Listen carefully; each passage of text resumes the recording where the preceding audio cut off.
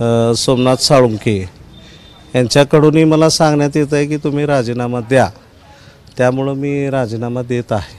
काय नेमकं कारण आहे कशासाठी? कारण तर मला कळालेलं नाही।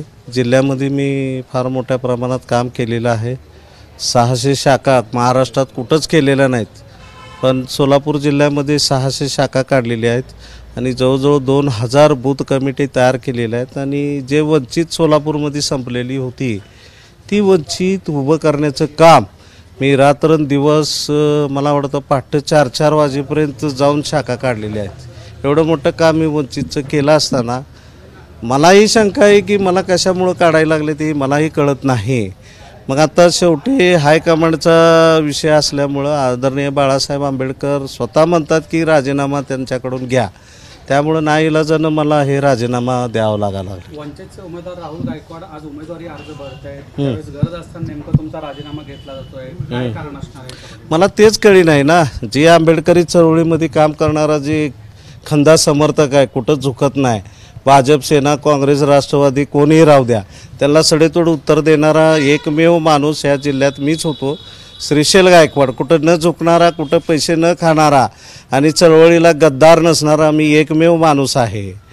त्यांना कुठंतरी कुणाला तरी खटकत असेल। काही लोक आहेत की कुठल्याही पद्धतीनं त्यांना जरी काय खायला मिळत नसेल तरी अशा पद्धतीची भूमिका घेत असतात। यापुढची तुमची भूमिका काय आहे? मी आंबेडकरी चळवळीतच राहणार, निळा झेंडा सोडून मी कुठेही काम करणार नाही आणि शेवटपर्यंत मरेपर्यंत निळ्या झेंड्यामध्ये राहणार। आता वंचितचे जे उमेदवार जाहीर झाले त्या उमेदवारासाठी तुम्ही काम करणार का तुमचे कार्यकर्ते काम करणार? नाही, ते पक्ष ठरवेल की वंचित बहुजन आघाडी ठरवेल।